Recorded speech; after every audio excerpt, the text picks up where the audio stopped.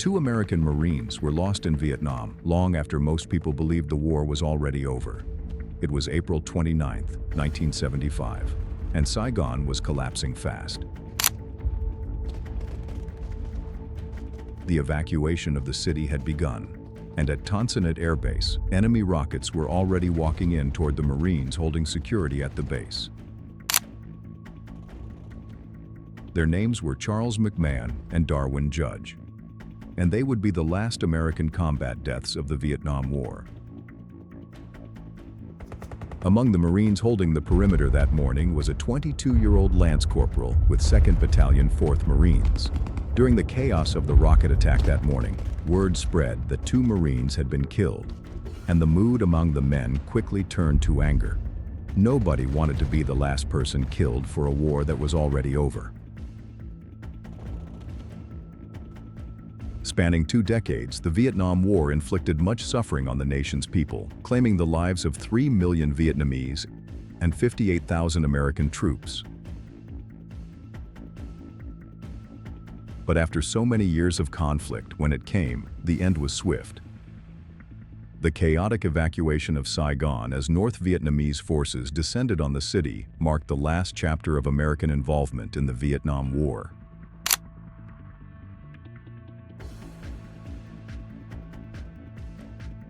On Tuesday, April 29th, the streets of Saigon, usually jammed with traffic at the morning rush hour, are quiet.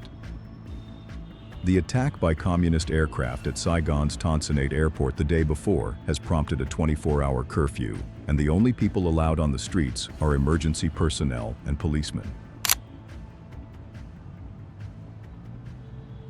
With communist forces only a few miles from the center of Saigon, the order to evacuate American personnel is given. Americans and citizens of third countries who have been guaranteed space on the airlift gather at assembly points for the bus ride to Tan Son Nhut Air Base, but the buses have to be abandoned when helicopters at Tan Son Nhut come under fire from both Communist and South Vietnamese troops. The American ambassador, Graham Martin, took personal control of the evacuation.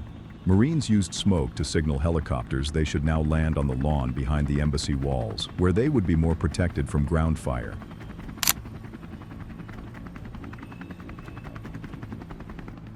For the frightened civilians, the first few hundred feet were the most dangerous. After that, they were out of range of rifle and pistol fire. The hardest part was the waiting.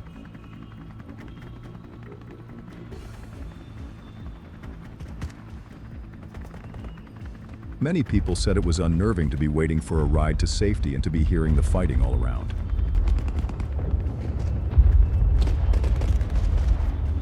Thousands of Vietnamese ignored the curfew, hoping to get a spot on an American helicopter.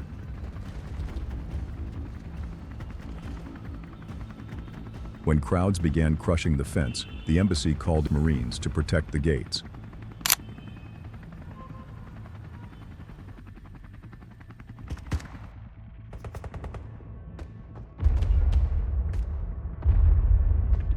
As North Vietnamese armored columns moved into the center of Saigon, organized resistance dissolved quickly.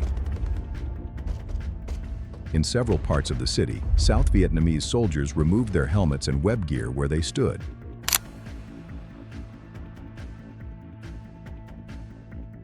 Some stripped off uniforms and left them in piles along sidewalks and intersections.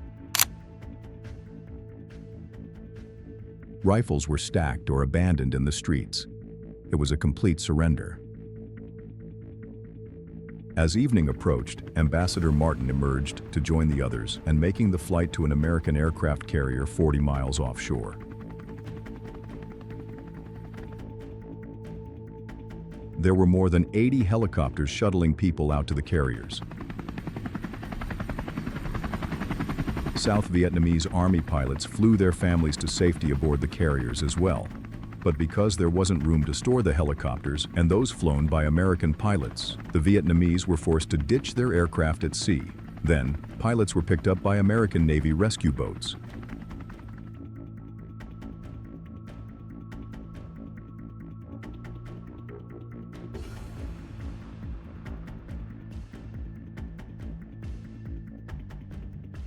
As dusk fell on Saigon, helicopters were still taking people out of the embassy compound.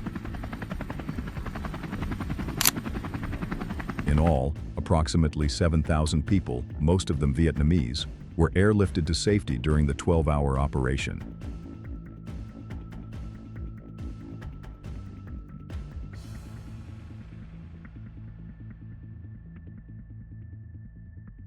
The decks of the American ships were already too crowded, leaving little to no room for more landings. So one by one, as each Huey landed and unloaded its passengers, it was pushed overboard by deck crews.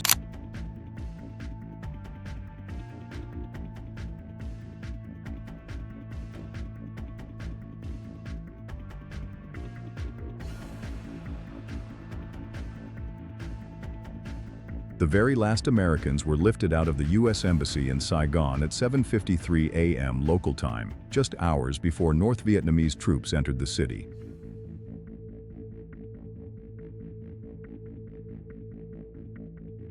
This marked the official end of the Vietnam War and the fall of Saigon. Although combat units had left years earlier, and peace agreements had already been signed, Charles McMahon and Darwin Judge would lose their lives long after the headlines had moved on. Their deaths did not change the outcome of the war, and Saigon would fall the next day.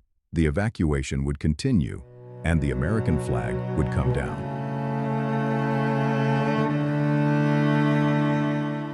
For many Americans, the Vietnam War remains a difficult chapter, long, costly, and deeply divisive. But in its final hours, the responsibility still fell to young Marines holding a perimeter, buying time, and completing an assignment. They were the last Americans to die on the ground in Vietnam. And when the final helicopter lifted away from the embassy roof, their war was over.